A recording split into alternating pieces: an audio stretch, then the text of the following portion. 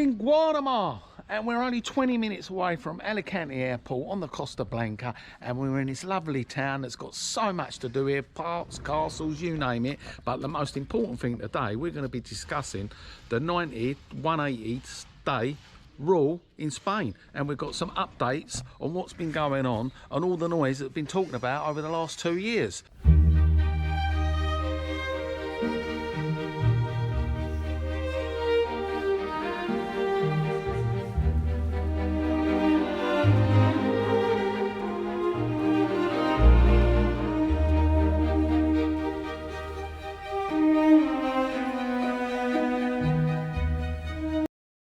We're just going to do a walking tour all the way around Guardamar today, and we're going to explain all what's been going on, all the noise about this 180 day rule in Spain, because we've got some real latest updates on what's been going on.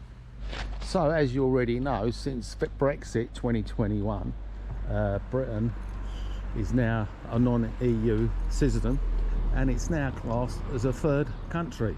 So all the free movement that we used to have no longer applies. So there is the rule which you can only stay here now for 90 days within a 180 day period.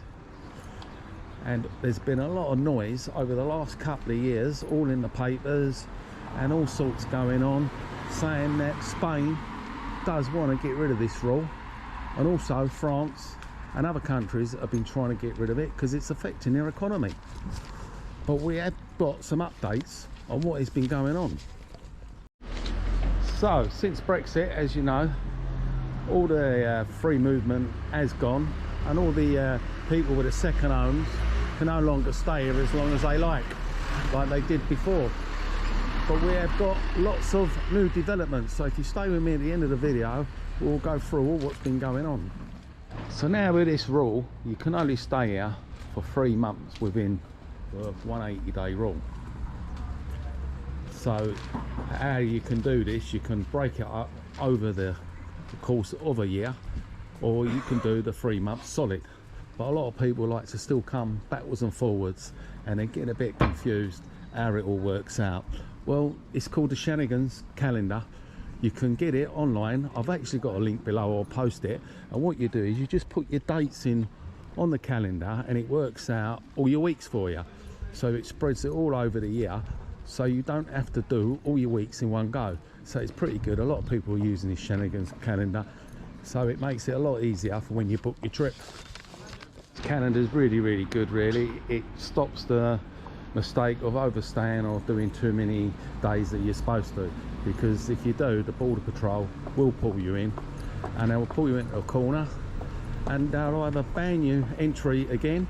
You could end up with hefty fines, and in some cases you can be put in prison. So it's very important that you do stick to the new rules, as we are no longer in the EU, and this applies to all non-EU citizens.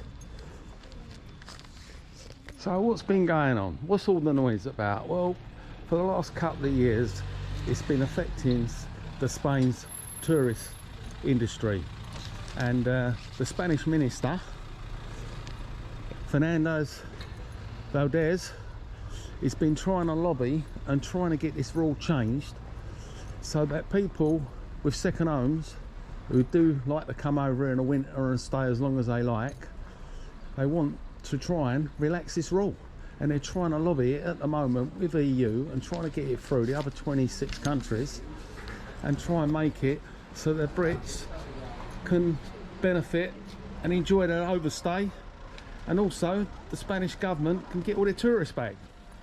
So how it's going to work is they're going to get a special visa. So these people with second homes, they're going to get this special visa that will allow them to overstay and have a bit more relaxation on this rule, because it's affecting Spain's GDP, and it's 12% of what's been coming into the country, which is quite a lot, because Spain gets 84 million visitors every single year, and 17 million of these are made up by the Brits. So it's quite a lot of spending involved and a lot of losses the country's losing. So it's to everyone's benefit. The problem is trying to convince the other 26 EU members to allow this to happen. Meanwhile, there's been a big update on the situation. France also have been trying to get this special visa, which also is going to cause a lot of complications, especially with border control and updating computers and checking everything out, which is going to take many years to sort out because nothing's fast in Spain, as you know. It's all manuana. So France also tried to get this through, and they had a vote on it. So in December it went to the French Parliament and it went through, flying colours. They all voted, all agreed to go through to allow their people to stay. But that's not the end of it, of course. It's the first step. The next step was to try and get it to their higher court. It's like the Supreme Court, which is the Constitution Council. And unfortunately, but there was bad news ahead, I'm afraid. Really bad news. It wasn't good. Of course, it's not going to affect this fella, that's for sure. I'm sure it's not going to affect this lot either. It got rejected. But even though it was rejected, Spain still fights on, and they're still going to go and push it through. So the story is never ending. It was actually the French court that actually rejected this lobby they're trying to push through for the second homes. Like I say, the Spanish tourist and minister are still fighting on. They're not giving up. They're still trying to push for this, as it's affecting a lot of the bars and restaurants and all the businesses over here. They want to get it back to what it was, where they used to come over here with the second homes and spend all their winter here in a nice warm climate. Incidentally, we're right up here where the two parks are. Got a lovely little park cafe there. We get beautiful cocktails, rustic furniture, and you've got a couple of parks just here you can visit. Great parks with ducks and big lake in there, great for the children. And just up here along this main road we're coming to, you get the hippie market that comes along here certain days of the week. But we're just going to go round up by the beach and up along the promenade on this beautiful day. Looking at 18 degrees, not bad, beginning of February. Yeah, the two wonderful parks is Park Reina Sofia, which is absolutely superb, and just across the road now you've got Park Alfonso VIII. Absolutely wonderful. If you're out for a little stroll, it's a massive park. You get a lot of walkers and bike riders. Great for the children. Old chappy there on his bench.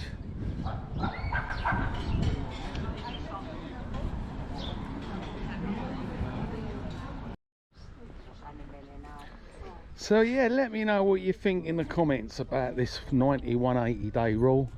Do you think it'll ever get passed through the EU voting on this? But remember, it's only a special exception for the people with their second homes. I'm sure we're going to be hearing about this 90-180 day rule for many months.